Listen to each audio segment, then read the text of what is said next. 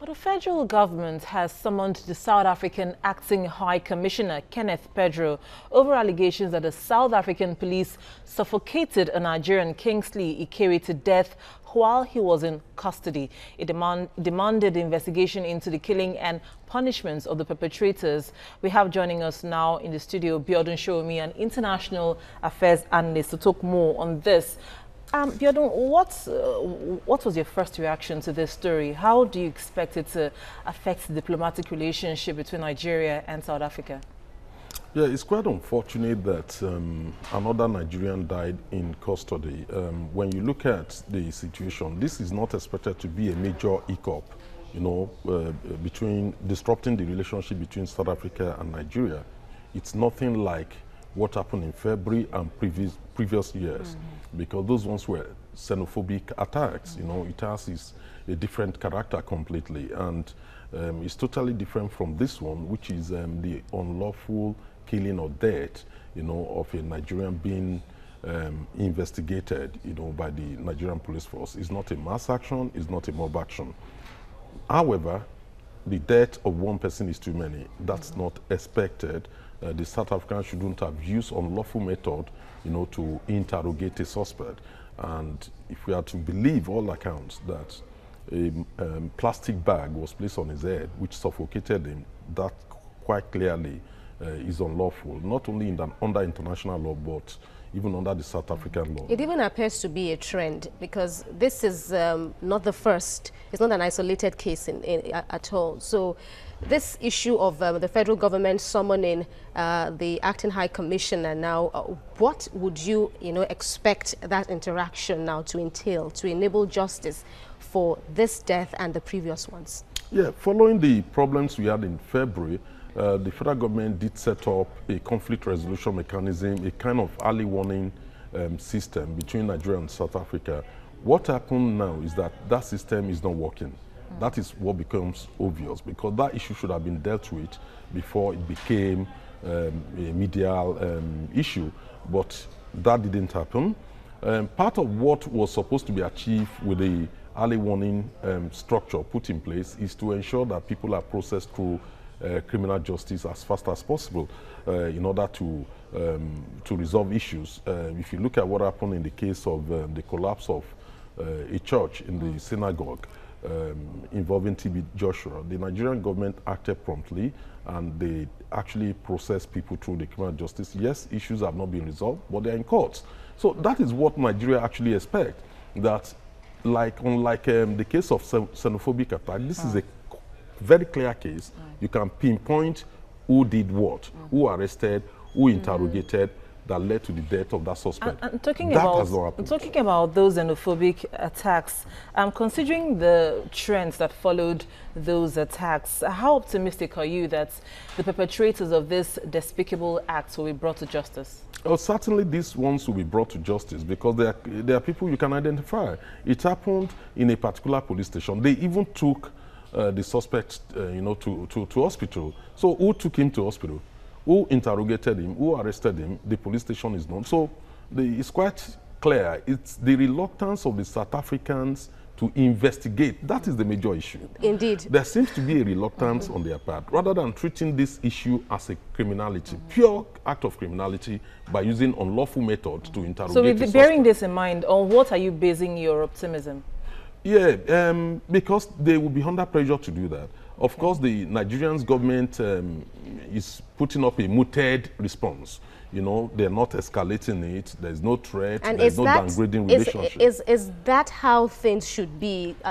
Does the government here, as in back home, shouldn't the government be a bit more assertive now on this issue? Many people expect the Nigerian government to be punchy, but you have to look at each situation, you know, as it occurs. This very case is just a case of unlawful killing using unlawful method to interrogate a suspect. But then the story doesn't even end there. The other angle to the story is that the cops in South Africa, perhaps maybe they smelled foul play, and then under suspicion of this particular Nigerian being found in possession of hard drugs, or something like that. Allegation. Indeed, on that alone. Now, if we peg it on just that, now, what are your thoughts? Is it still enough justification to go this length? It's not.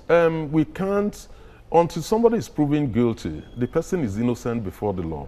The unfortunate killing or death of this Nigerian in the custody of South Africans, it should naturally lead to a review of the method of interrogating a suspect, because you can't keep placing plastic bags on people's head, behaving as if we're ISIL. States cannot behave like ISIL, like terrorists, placing bags on people's head.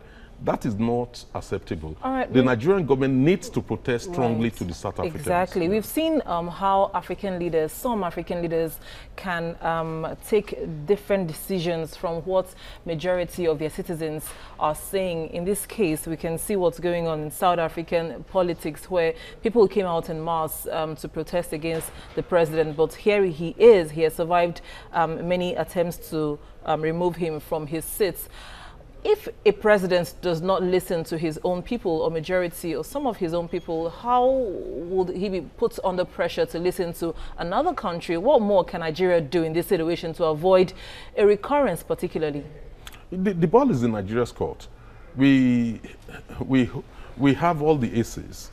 The South African investment in Nigeria is huge. It runs into trillions.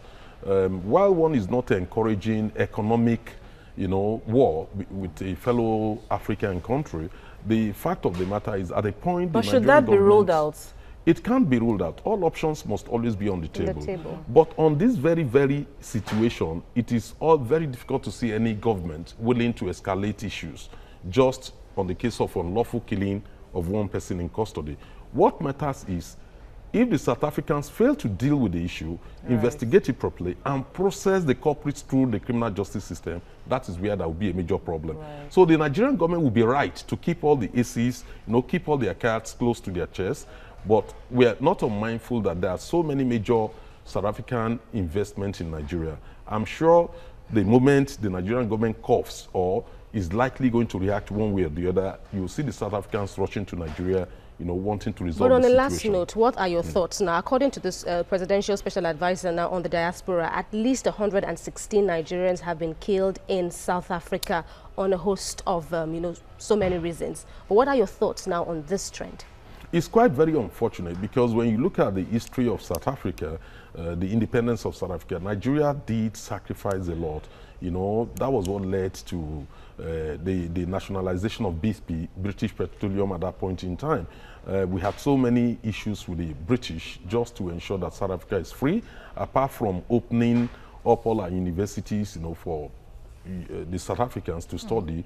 We also spent so much money, in South Africa to support the ANC. It's quite unfortunate this is happening, but notwithstanding, it's not unexpected if you look at the level of poverty in South Africa and the gap between the rich and the poor. It's unfortunate that Nigerians are being targeted by poor South Africans. So they should be made to understand perhaps that it's not because of the Nigerians there that they have that gap between the rich and the poor. Rather, they should work hard to probably bridge the gap themselves. Absolutely. It's not, the problem is, look, they're doing the same to the Zambians, to Zimbabwe. That's not the problem. The problem is poverty. The South African government needs to address the growing gap between the rich and the poor. And as long as people are no longer stakeholders in their own country, they keep looking for scapegoats. And then, unfortunately, other African brothers are the ones being focused on. Let's share your optimism and see how this plays out, and hope indeed that the South African government will look into this case and ensure that the perpetrators are brought to book. Biodun Sowunmi, International Affairs Analyst, thank you very much. It's my pleasure. For joining us on the News Hour. And at this point, we'll go on a quick break. We have more stories for you, including business and sports coming up. Stay with us.